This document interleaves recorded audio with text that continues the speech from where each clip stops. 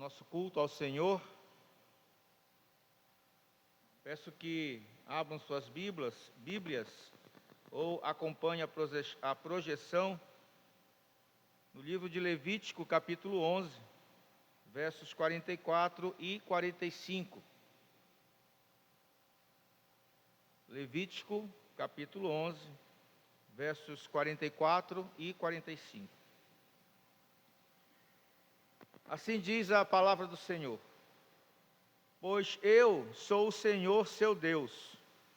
Consagrem-se e sejam santos, pois eu sou santo. Não se contaminem com nenhum desses animais pequenos que rastejam pelo chão. Eu, o Senhor, sou aquele que os tirou da terra do Egito para ser o seu Deus. Por isso, sejam santos, pois eu sou santo. Amém. Que o Senhor confirme a oração da irmã Luziolina, que sejamos agraciados com a voz do Senhor nessa noite.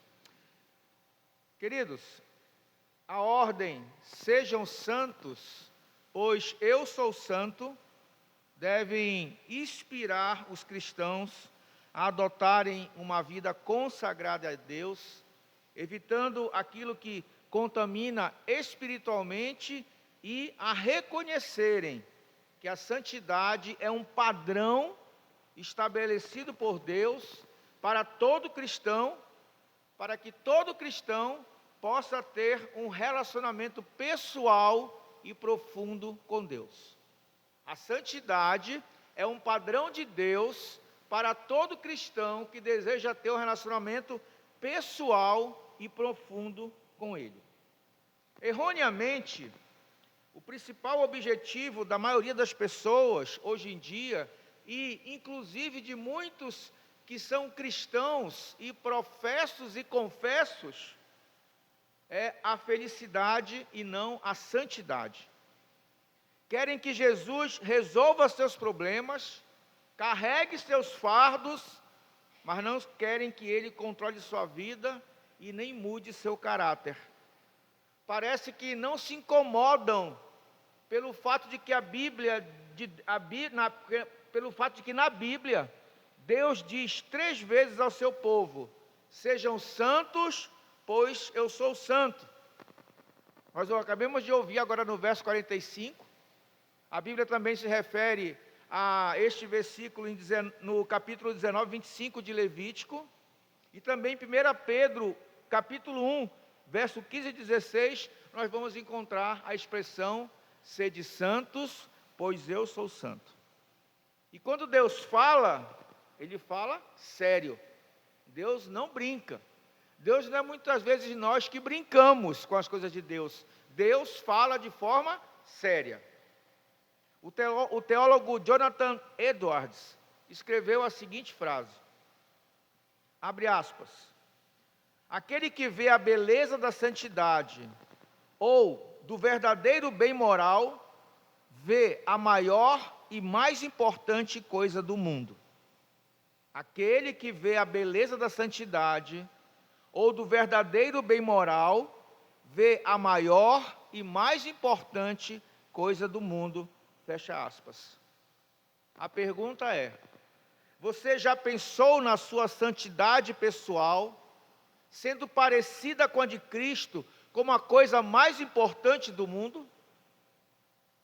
Você já pensou na sua santidade pessoal, sendo parecida com a de Cristo, como a coisa mais importante do mundo? No reino de Deus, a santidade não é um luxo e nem deve ser um lixo, mas sim uma necessidade. Hebreus capítulo 12, verso 14, diz assim a palavra de Deus: esforcem-se para viver em paz com todos e procurem ter uma vida santa, sem a qual ninguém verá o Senhor. Sem dúvida, irmãos, Deus quer que seus filhos sejam felizes, mas a verdadeira felicidade começa com uma vida de santidade. A verdadeira felicidade começa com uma vida de santidade. Charles Spurgeon, no século XVI, também disse a seguinte frase: abre aspas, se eu pudesse escolher entre todas as bênçãos que sou capaz de imaginar, escolheria a conformidade perfeita com Jesus Cristo, ou, em uma só palavra, a santidade. Se eu pudesse escolher entre todas as bênçãos que eu sou capaz de imaginar, escolheria a conformidade perfeita com Jesus Cristo, ou, em uma só palavra, a santidade. Fecha aspas. Outra pergunta. Você faria a mesma escolha de Spurgeon? Ou você acha que a santidade é algo ultrapassado e que não tem mais lugar no mundo de hoje? O livro de Levítico, como um todo, mostra aos cristãos do Novo Testamento, que somos nós hoje, como atentar para a santidade e como tomar posse dela para uma vida cotidiana, para o nosso dia a dia. Irmãos, palavras relacionadas a santo e purificação são usadas e aparecem dezenas de vezes na palavra de Deus. E há outras dezenas de palavras relacionadas à imundície. E não há dúvida nenhuma que o assunto do livro de Levítico é santidade. Por isso eu quero trazer a mensagem de hoje sobre o tema santidade, a coisa mais importante do mundo. Santidade, a coisa mais importante do mundo. E talvez você possa me perguntar, mas, pastor, o livro de Levítico não foi escrito para os sacerdotes e levitas do antigo Israel? E eu lhe digo sim, a resposta é sim. Porém, as lições deste livro não se limitam apenas ao povo de Israel no Antigo Testamento, porque os princípios espirituais de Levítico se aplicam aos cristãos da igreja de hoje, que é o atual Israel de Deus. E uma vez que toda a Escritura ela é inspirada por Deus, como diz lá em 2 Timóteo, capítulo 3:16.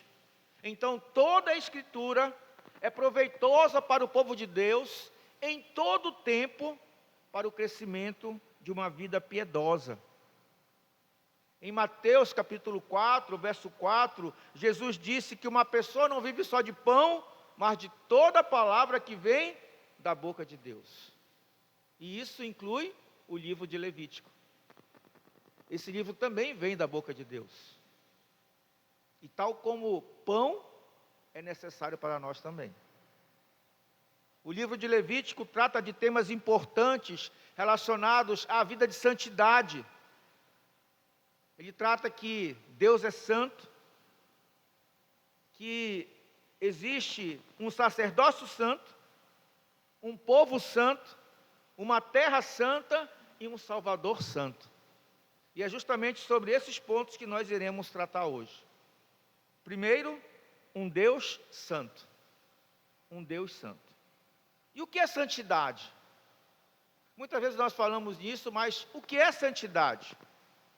E ao contrário do que se ouve atualmente em alguns sermões e música gospel, a Bíblia deixa muito claro sobre a santidade de Deus e não sobre o amor de Deus.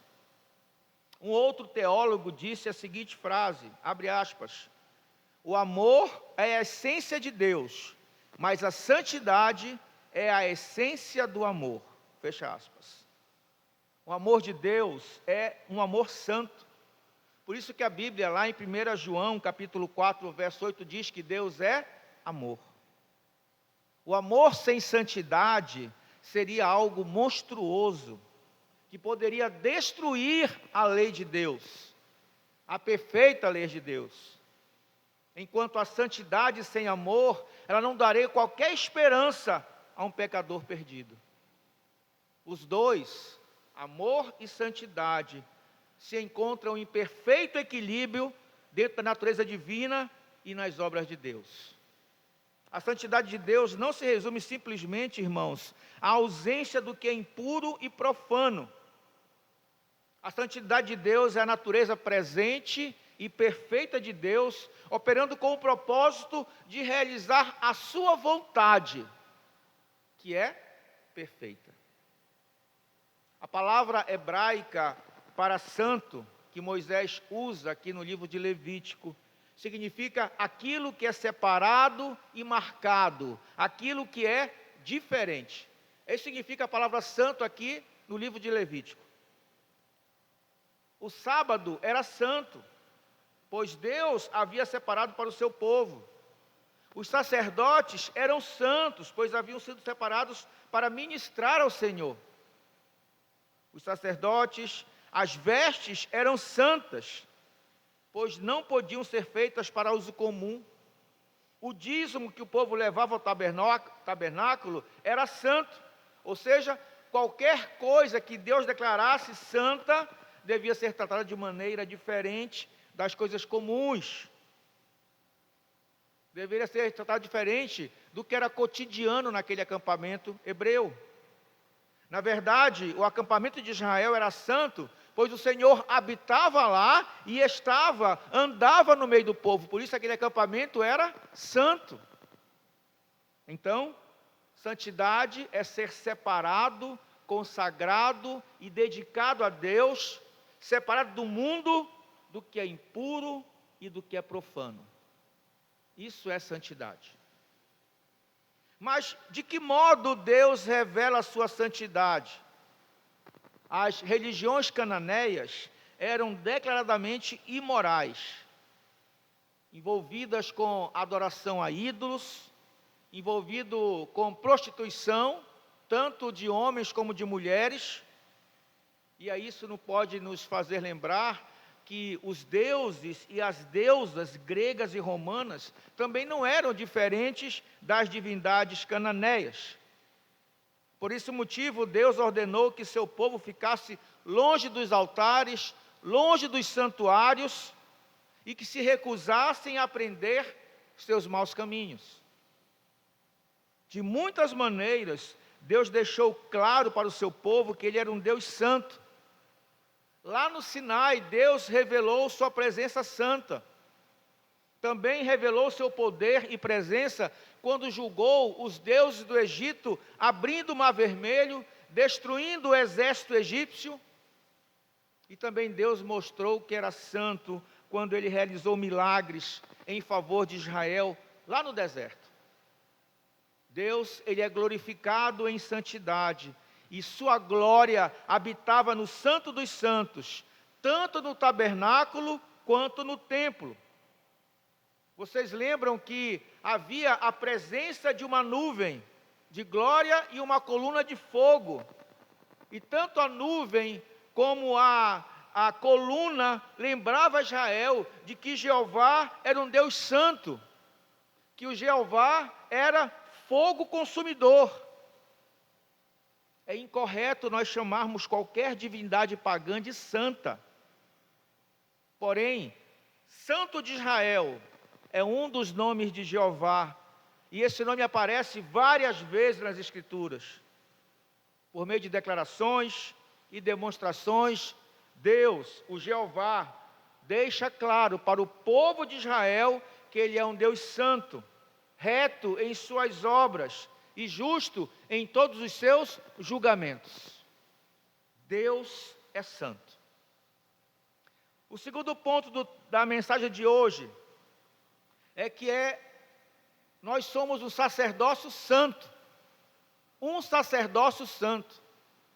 E entenda-se por sacerdócio, missão, tarefa. Deus, Ele exortou os sacerdotes a quem fossem homens santos, separados somente para o serviço ao Senhor. Eles deveriam ser da tribo de Levi, e eram consagrados por meio de uma cerimônia, onde deviam ser banhados com água, ungidos com óleo e marcados com sangue. É isso que diz o capítulo 8 de Levítico. O sumo sacerdote recebia a unção com um óleo diferente. Os sacerdotes usavam vestes especiais, e a vida deles era governada por leis específicas, que não eram aplicadas ao restante do povo. Em todos os aspectos, os sacerdotes demonstravam o fato de que eram separados e, portanto, santos para o Senhor. Somente um sacerdote santo poderia se aproximar do altar de Deus e ser aceitável para servir ao Senhor.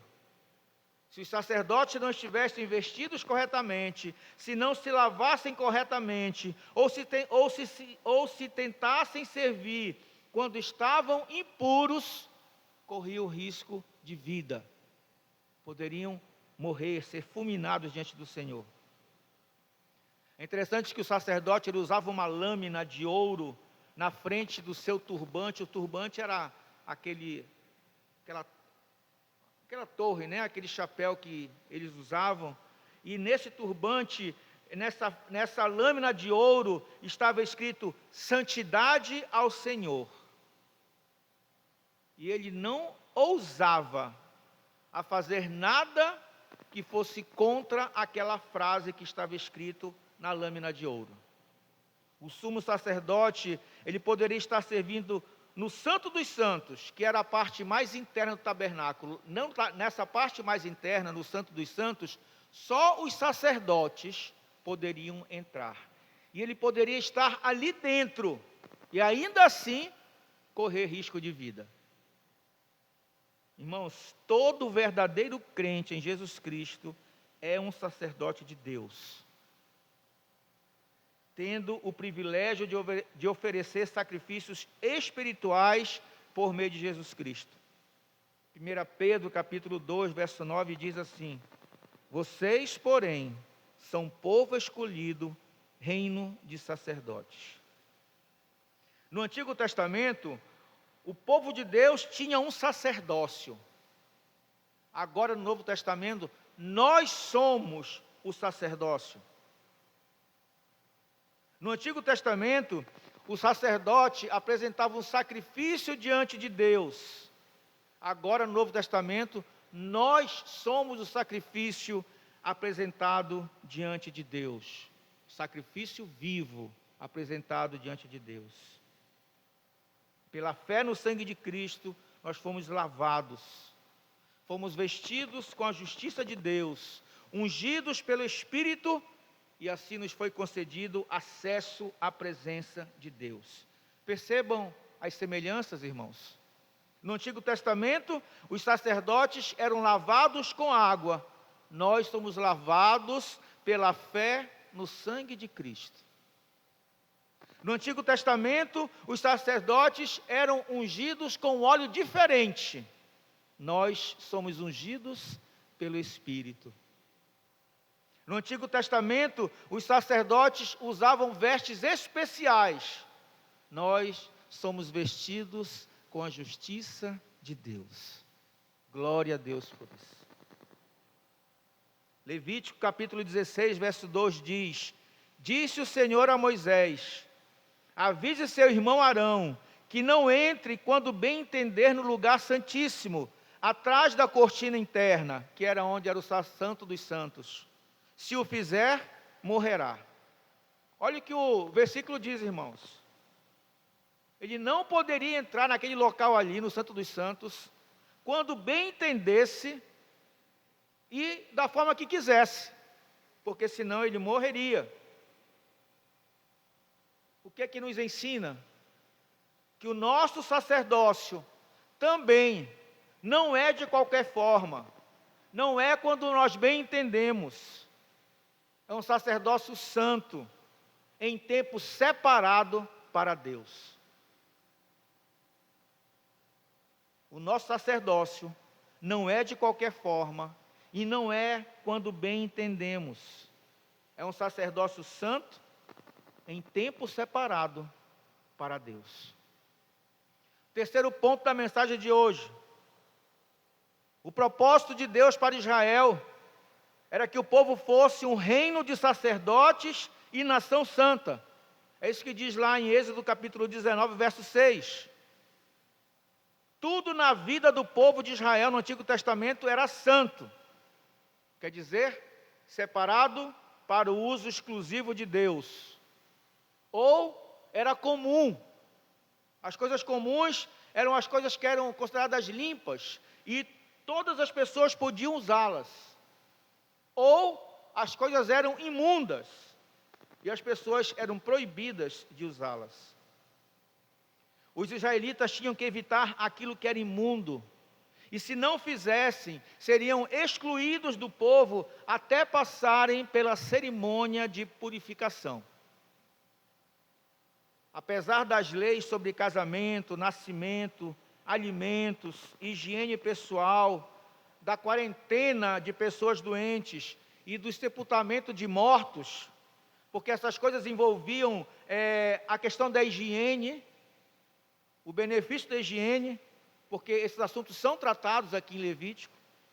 Na verdade, todas essas coisas eram lembretes para que o povo entendesse que, como povo de Deus, não podiam viver da forma que quisessem ou achavam melhor.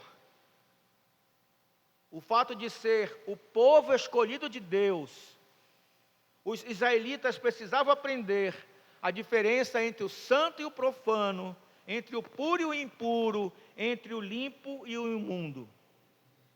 Não podiam e nem deviam viver como as nações que eram pagãs que viviam ao seu redor. Hoje, irmãos, a igreja de Deus, o povo de propriedade exclusiva do Senhor, que somos nós, deve ser uma nação santa, neste mundo que é profano, que é impuro, que é imundo, da qual nós devemos viver para proclamar o que diz 1 Pedro capítulo 2, verso 9. Às pessoas como é admirável aquele que os chamou das trevas para a sua maravilhosa luz. Devemos ser santos para proclamar às pessoas como é admirável aquele que os chamou das trevas para a sua maravilhosa luz. A palavra proclamar significa anunciar em público, divulgar isso. A nação santa de Israel, com o seu sacerdócio santo, deveria revelar às nações pagãs ao seu redor a glória e a excelência de Jeová, o verdadeiro Deus vivo. E nós que somos igreja do mundo de hoje, temos o mesmo privilégio e a responsabilidade de anunciar a glória e a excelência de Jeová, o verdadeiro Deus vivo. Nós que somos igreja no mundo de hoje, temos o mesmo privilégio e a responsabilidade de anunciar a glória e a excelência de Jeová, o verdadeiro Deus vivo. Quando Israel começou a viver como pagãos, privou Deus de sua glória e o Senhor teve que discipliná-los. E hoje não é diferente, irmãos. Quando nós também passamos a viver como pagãos ou temos práticas pagãs e passamos a dar crédito ao que é profano e ao que é impuro e ao que é imundo, o mundo não reconhece a glória de Deus e nós também seremos disciplinados por Deus. Quarto ponto de ensino nessa noite: uma terra santa. O povo pertencia ao Senhor, pois ele havia retirado, redimido, resgatado do Egito, aquela nação, para ser a sua propriedade. A terra também pertencia ao Senhor. E ele a concedeu a Israel com a condição de que não fizessem nada para profaná-la, para tornar a terra impura. Terra esta que foi separada para Deus. Um Deus santo quer seu povo santo para viver numa terra santa. No livro de Levítico, Moisés apresentou aqui uma relação de pecados que poluem a terra e com isso atrai julgamento divino. Nós vamos ver no capítulo 18, Moisés fala aqui de imoralidade. No capítulo 19, de idolatria. No capítulo 20, dos crimes capitais ou os crimes de morte, pena de morte. No capítulo 25, ele fala de blasfêmia. E infelizmente, o povo de Israel cometeu todos esses pecados e outros mais. Sendo assim, Deus teve que disciplinar um povo santo. Teve que disciplinar o seu povo santo. E como é que ele fez isso? Quando ele permitiu que a Babilônia destruísse Jerusalém e levasse o seu povo para o cativeiro. As nações de hoje não têm o mesmo relacionamento de aliança com Deus que Israel possuía, mas ainda assim tem a mesma responsabilidade de obedecer à sua lei moral e usar suas dádivas com sabedoria. Irmãos, eu não posso falar pelas outras nações, mas eu creio que o Brasil é culpado de não saber usar as dádivas de Deus e se recusa a obedecer à lei de Deus. Portanto, o Brasil se torna réu confesso para ser julgado. Os pecados que Deus condena, como homicídio, engano, ganância, blasfêmia, são justamente o que chama a atenção da grande massa, seja por meio da televisão, por meio de filmes, por meio de música, por meio das redes sociais. Quer ver um exemplo, irmãos? Infelizmente é isso. Tire desses meios de comunicação, de massa, de entretenimento, tire violência dos filmes. Tire filmes sobre vícios, tire filmes sobre imoralidade, e as pessoas deixam de pagar para ver. Tire essas coisas desses canais streamings, vê se o pessoal vai pagar ainda canal streaming para ver. Infelizmente, essas coisas, elas chamam a atenção da grande massa que vive no mundo.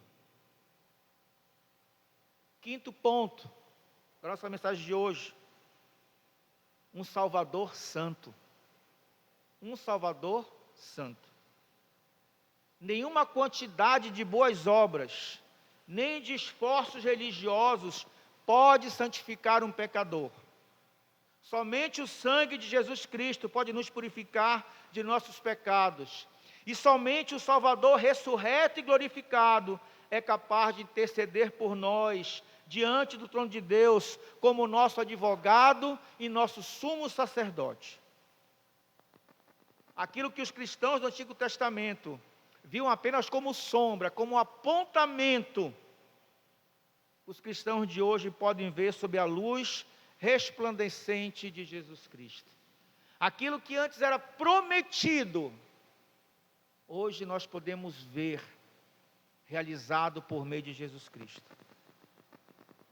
Assim como Israel precisava ter cuidado com aquilo que era imundo, com aquilo que era impuro e que podia contaminá-lo, também nós hoje cristãos devemos observar e nos purificar.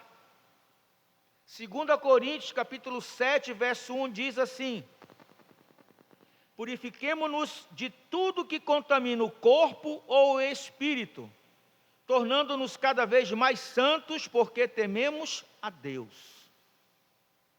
Deus quer que sejamos sacerdócio santo e nação santa, para que nós possamos declarar publicamente as suas virtudes, as suas qualidades e glorificar o seu nome. Deus quer que sejamos sacerdócio santo e nação santa, para que possamos declarar publicamente suas virtudes e glorificar o seu nome. Irmãos, nós acabamos de ouvir 5 pontos que são importantes, fundamentais, relacionados à vida de santidade. Um Deus santo, um sacerdócio santo, um povo santo, uma terra santa e um Salvador santo.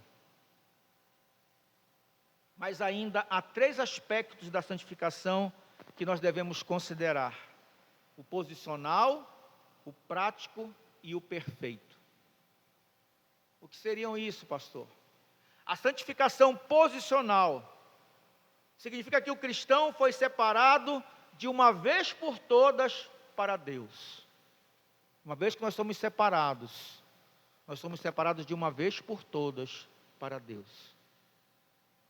Segundo, a santificação prática, que é o processo pelo qual nós, cristãos, nos tornamos cada dia mais parecido com Cristo. Santificação prática é aquele nosso esforço de cada dia abandonar o pecado e nos parecermos mais com Cristo. E a santificação perfeita, essa nós experimentaremos quando nós formos a Cristo e quando nós virmos Cristo na glória. Então, essa é a santificação perfeita. Porque quando isso acontecer, nós seremos verdadeiramente santos. Porque só vai ver Cristo na glória quem for santo. Uma das marcas do novo nascimento, do verdadeiro cristão, é a aversão ao pecado e o desejo de tornar-se cada vez mais parecido com Cristo. Somos salvos para nos tornarmos santos em Cristo. Somos salvos para nos tornarmos santos em Cristo. O Senhor diz 3 vezes em sua palavra: sejam santos, pois eu sou santo. A pergunta é: será que nós estamos prestando atenção e considerando a importância dessa ordem de Deus? Será que nós estamos prestando atenção e considerando essa ordem de Deus? Sejam santos, pois eu sou santo. Quais ensinos podemos aprender aqui nessa noite? Nesses apenas 2 versículos de Levítico. Primeiro, nas nossas escolhas diárias. A santidade deve se manifestar nas nossas decisões do nosso dia a dia, irmãos. Não são nos dias especiais, nos acontecimentos especiais, é até lavando louça, varrendo casa, limpando o banheiro. A santidade deve se manifestar nas nossas decisões. Deve se manifestar com os conteúdos culturais que nós absorvemos, com as companhias que nós escolhemos, e até mesmo com os alimentos que nós comemos. Porque não seguindo a regra do Antigo Testamento, que não podia comer várias coisas, não é que nós não possamos, mas que tem coisa que a gente come que não devia comer, que faz mal para a gente. O cidadão não pode comer açúcar, é diabético, mas ele come açúcar. O cidadão está com colesterol alto e se mete numa carne gorda. Nossas escolhas diárias. Por que eu falo lavando o vaso sanitário? Que eu posso estar ali lavando e de repente meu dedo bate lá na tampa do vaso, eu machuco o dedo, eu tenho que ser santo nesse momento. Não posso chamar um palavrão, não posso mandar, eu tenho que ser santo, até na dor. Então, nas nossas escolhas diárias. Estou lá no WhatsApp, ou no Facebook, ou no YouTube, estou passando lá e passo para uma coisa que é imprópria, eu devo continuar embora. Não para ver, não. Nossas escolhas diárias têm que ser santas. Por quê? Porque o nosso Deus é santo. E nós somos o seu povo santo.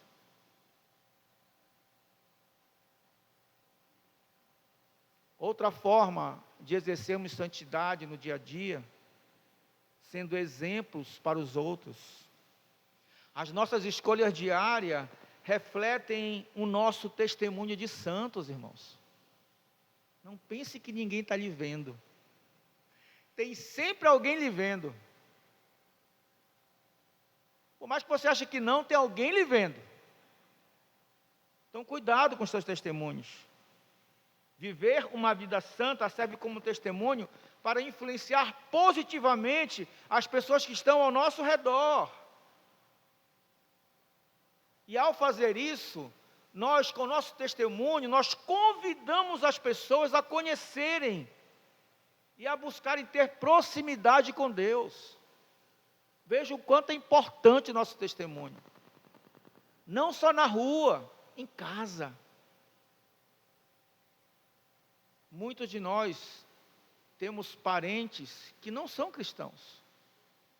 Veja a importância do meu testemunho como cristão na minha casa, no meu lar, na minha família, no meu trabalho. Testemunho para os outros. Como é que as pessoas te veem na cidade? Como é que as pessoas te veem no teu trabalho? Como é que as pessoas te veem na tua família? Testemunho santo, de um povo santo, que pertence a um Deus santo. De que forma também nós podemos viver essa santidade no nosso dia a dia, sendo obedientes. A santidade está ligada à obediência às leis, aos princípios de Deus. Sendo nossa obediência uma expressão da nossa confiança e da nossa reverência a Deus. A nossa obediência não é apenas por obedecer, mas ela é um fruto de uma expressão de confiança e reverência. Por que que eu obedeço? Porque eu confio em Deus. E porque eu sou reverente a Ele. E porque eu sei que Ele é santo. Por isso que eu obedeço. Por isso que eu obedeço.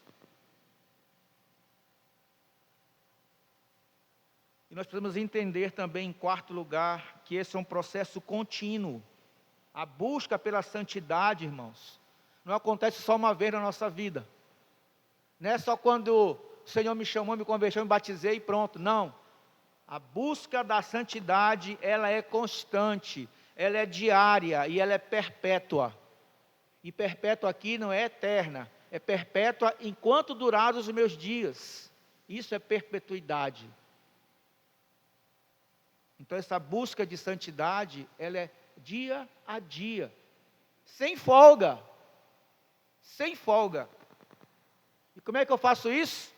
Me envolvendo em oração, estudo da palavra e comunhão com o corpo de Cristo. Porque é isso que Deus deixou para nós, para que nós possamos nos transformar pessoalmente e progressivamente. Se eu não estiver envolvido com essas coisas, oração, palavra e a própria igreja, eu não cresço. Eu fico nanico. Eu não cresço. Em resumo, queridos, o texto de Levítico que nós lemos, capítulo 11, verso 44 e 45, ele nos ordena e orienta a uma vida de santidade, como forma de vida que reflete o caráter de Deus. A nossa vida de santidade, ela reflete o caráter de Deus que está em nós. E isso então estabelece um padrão de pureza e separação de quem? Daqueles que o seguem. Daqueles que, como nós temos aprendido na IBD, que é ovelha, que é discípulo, que é servo, que é filho. Esse é o padrão para nós. E eu e você então somos convidados a uma reflexão e ao ajuste das nossas práticas diárias, para que nós possamos viver conforme o chamado divino. Muitas vezes, irmãos, nós não ouvimos o que nós queremos. Às vezes nós ouvimos uma palavra e diz assim, mas fiquei chateado com o que o pastor pregou hoje, ó. Saibam que toda a palavra de Deus, ela tem um objetivo, um propósito. E muitas vezes é o quê?